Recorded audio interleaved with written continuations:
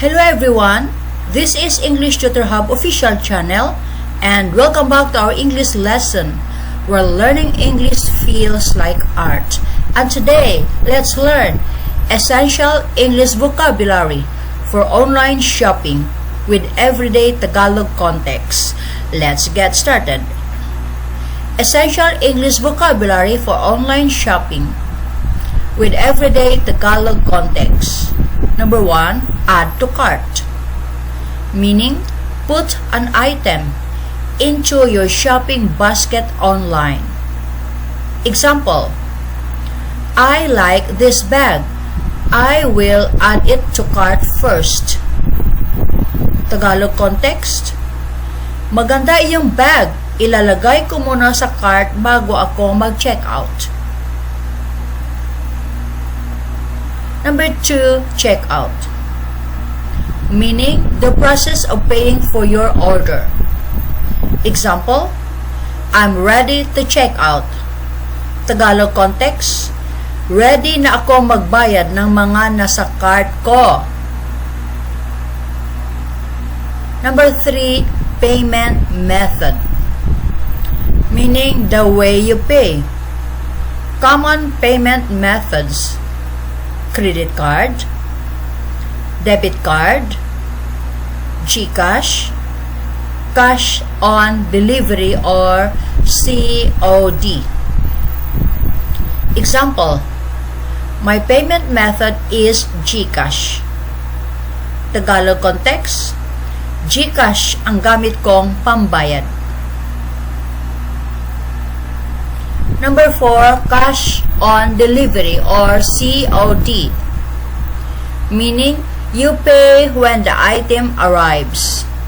Example, I prefer COD.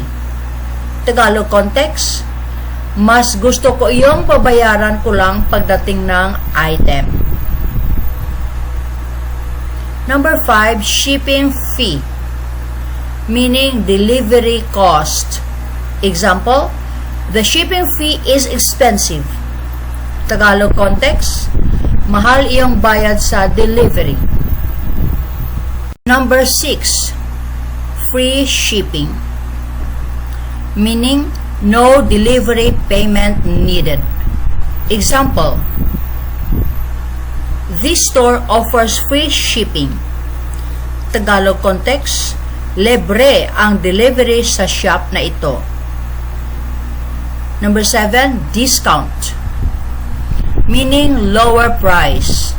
Example, there is a 20% discount today.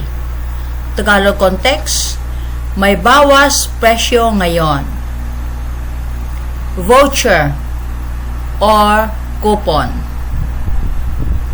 Meaning, a code or promo for discounts. Example, don't forget to use the voucher. Tagalog context, huwag kalimutang gamitin iyong promo code. Number 9, out of stock. Meaning, the item is unavailable. Example, the shoes are out of stock. Tagalog context, wala nang available na sapatos. Number 10, in stock. Meaning, available for purchase. Example, this color is still in stock. Tagalog context, available pa itong kulay. Number 11, seller. Meaning, the person or shop selling the item. Example, the seller replied quickly. Tagalog context, mabilis mag-reply iyong seller. Number 12, buyer. Meaning, the customer purchasing the item. Example, the buyer confirmed the order. Tagalog context, kinumpirma ng customer ang order. Number 13, order confirmation. Meaning, proof that your order was accepted. Example, I received an order confirmation email. Tagalog context, nakatanggap ako ng confirmation para sa order ko. Number 14, estimated delivery date, meaning expected arrival date. Example, the estimated delivery date is Friday. Tagalog context, inaasahang darating ang package sa Friday. Number 15, tracking number, meaning a number used to track your package. Example, can you send the tracking number? Tagalog context, pwede bang makahingi ng tracking number? Number 16, delivered, meaning the package has arrived.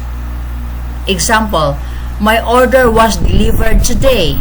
Tagalog context, dumating na today yung order ko. 17, return, meaning send the item back. Example, I want to return this item. Tagalog context, ibabalik ko itong item. Number 18, refund, meaning money returned to the buyer. Example, I received my refund. Tagalog context, naibalik na iyong pera ko. Number 19, product review, meaning customer feedback about a product. Example, I always read product reviews first. Tagalog context, nagbabasa muna ako ng reviews bago bumili. Number 20, rating, meaning score given by buyers. Example, this shop has a 5-star rating. Tagalog context, mataas ang rating ng shop na ito. Useful online shopping sentences, asking about a product. Is this item available? Do you have another color? What is the size? Talking to a seller, please pack the item carefully. When will you ship my order? Thank you for the fast reply. Receiving an order, my package arrived safely. The product looks good.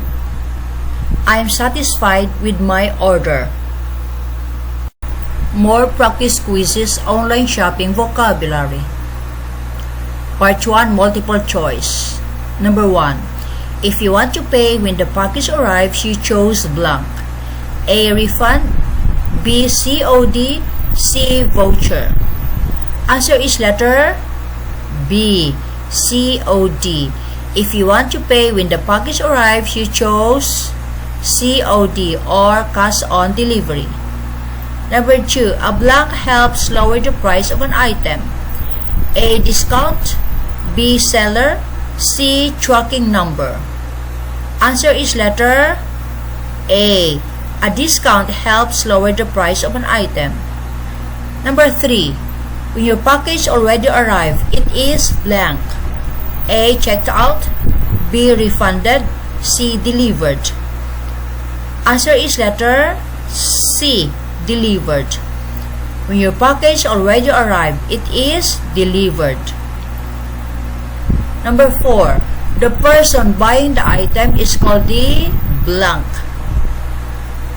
A, buyer, B, courier, C, seller. Answer is letter A, buyer. The person buying the item is called the buyer. Number 5, free shipping means blank. A, the item is free. B, delivery has no fee. C, payment is cancelled. Answer is letter B, delivery has no fee. Free shipping means delivery has no fee. Part 2, fill in the blank. Choose from the words below. Words, check out, refund, in stock, review, shipping fee. Number 1, I read the product blank before buying. Answer is I read the product review before buying. Number 2, this item is still available. It is in stock. Number 3, the blank is expensive because the store is far away. Answer is, the shipping fee is expensive because the store is far away. Number 4, I am ready to blank and pay for my order. Answer is, I am ready to check out and pay for my order. Number 5, the seller gave me a blank because the item was damaged. The seller gave me a refund because the item was damaged. Part 3, match the meaning. Vocabulary.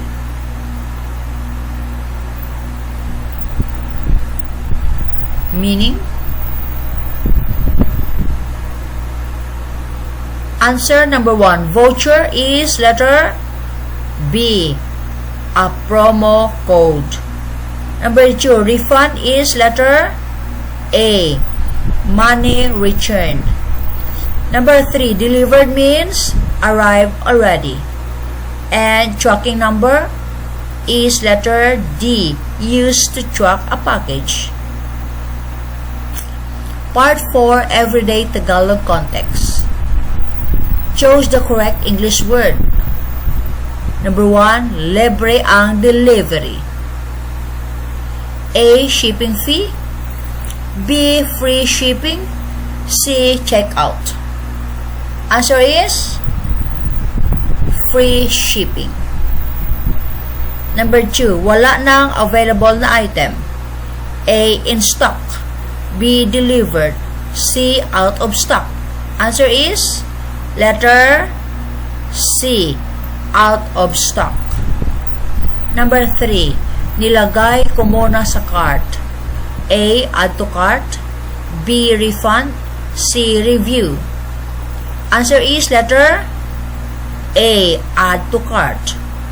Number 4, naibalik na ang pera ko. A, tracking number. B, refund. C, COD. Answer is letter B, refund. Part 5, short conversation practice. Complete the dialogue. Conversation 1.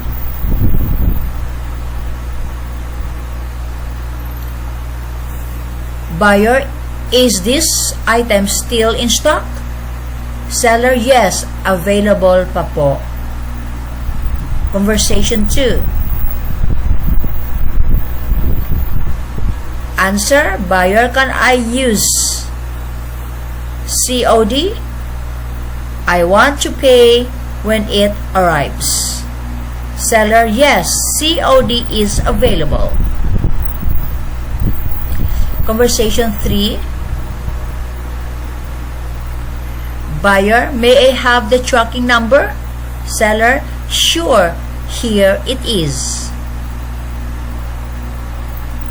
Challenge practice. Translate this into simple English. Number 1, magkano ang delivery fee?